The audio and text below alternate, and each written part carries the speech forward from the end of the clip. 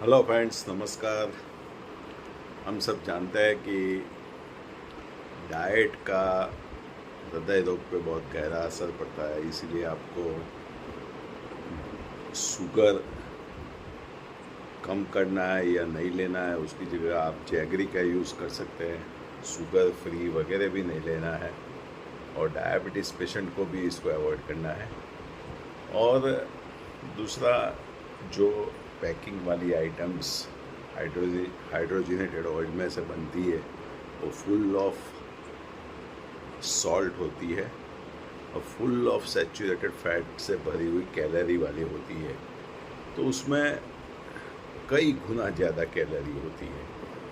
वो हमको मालूम नहीं है, जब पैकेट पे से हम पढ़ते हैं ध्यान से तब मालूम पड़ता है। दूसरा, ये जो वेस्टर्नाइजेशन हुआ उसमें पिज़्ज़ा, बर्गर या trans fatty acid rich products वगैरह, deep fried products, sweets making from milk particularly is very hazardous. Bakery products is very hazardous and hydrogenated that inflate the cardiovascular, heart, coronary vessels and whole vascular system.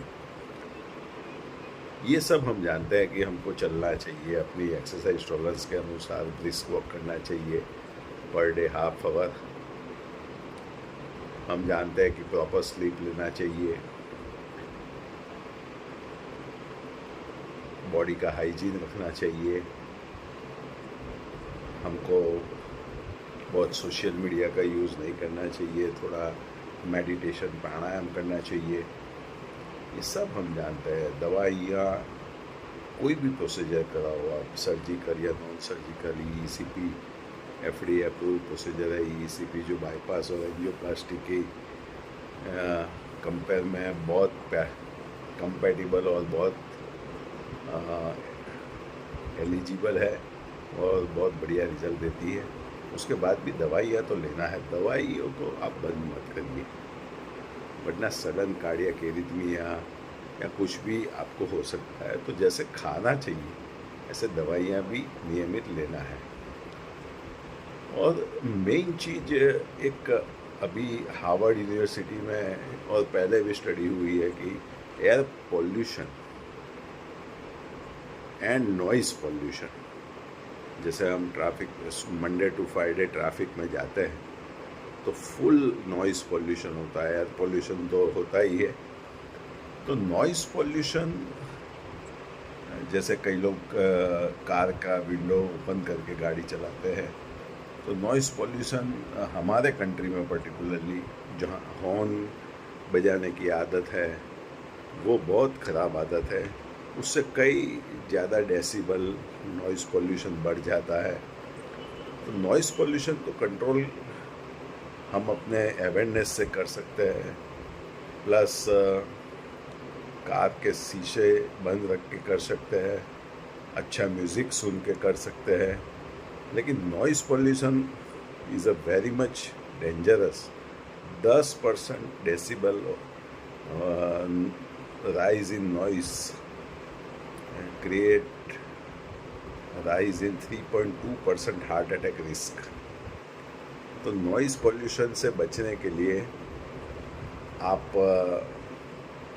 Road पे जा रहे हैं तो अपने गाड़ी का glass बंद रखिए, या अपने मुंह को कवर और कान को कवर कर दीजिए। आप टू व्हीलर पे जा रहे हैं या ओपन कार में जा रहे हैं, लेकिन नॉइज़ पॉल्यूशन से बचिए।